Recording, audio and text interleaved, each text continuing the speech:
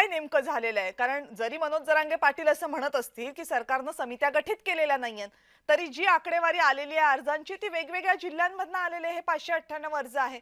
ज्या अर्थी वेगवेगळ्या जिल्ह्यांमधनं आलेले आहेत, त्या अर्थी या समित्या स्थापन झालेल्या आहेत. मग अर्ज का येत नाहीयेत? का मराठा समाजाला विश्वास नाहीये का या जी-आर बद्दल?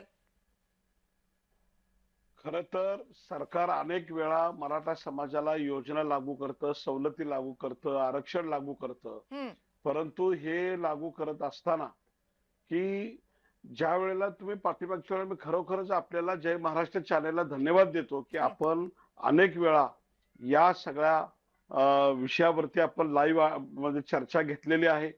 आणि ज्या काही चुका होतायत सरकारकडून, शासनाकडून ते मांडण्याचा प्रयत्न जय महाराष्ट्र चॅनेलच्या माध्यमातून झालेला आहे. हं. आणि खरोखरच आपल्या या डिबेटमुळे सरकारला जाग येईल का?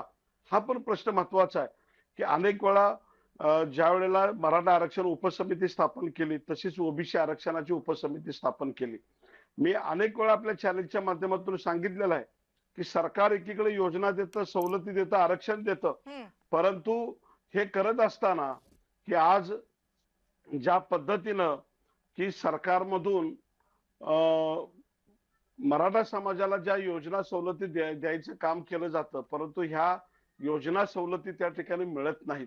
आणि मराठा आरक्षणाच्या संदर्भामध्ये ज्या ज्या जिल्ह्यामध्ये अ, कुणबी प्रमाणपत्र ज्यांच्या नोंदी आहेत हं. त्यांना द्यायचं आहे. परंतु अनेकांच्या या बाबतीत अनेक वेळा आम्ही नाही, सांगितलेलं पण नवीन सिद्ध आबासाहेब समिती आकडेवारी ते सांगत नाहीये ना. आकडेवारी असं सांगते, की अर्जच आलेले नाहीयेत. म्हणजे फक्त 594 अर्ज जर आलेले असतील, त्यातलेही 98ला तर देऊन टाकलेलं आहे आणि बाकीचे विचाराधीन आहेत. मोठ्या प्रमाणामध्ये आहेत. ही नाही, नाही. आकडेवारी अर्ज जरी कुठे आपल्याकडे आहेत? आज म्हणजे ही दिलेली तर ही समोर तर सांगत असला, सरकारची नाही. म्हणजे ही मनोज जरांगे पाटील यांनी पण दिलेली आकडेवारी आहे. ही आकडेवारीमध्ये कुठलाही प्रश्नचिन्ह नाहीये. अर्जच नाही आलेले आहेत. मुद्दा हाच आहे ना. अर्ज का नाही येत आहेत? नाही अर्ज आले नाही असं म्हणता येणार नाही त्याला. कारण आता आम्ही त्या प्रत्यक्ष सिस्टम मध्ये काम करतो. त्या प्रत्येक जिल्ह्यामध्ये अनेक वेळा अडचण येतात. अनेक लोकांचे आम्हाला फोन येतात. हं. त्या काही ठिकाणी तहसीलदार आहेत, काही ठिकाणी जात पडताळणीचे अधिकारी आहेत, प्रांत आहेत. हे सह्या करत नाहीत त्या ठिकाणी. ज्या ठिकाणी जर इतर समाजाचा एखादा अधिकारी असला, त्याच्या नोंदी जरी असल्या, तरी त्या ठिकाणी त्याची सही केली जात नाही.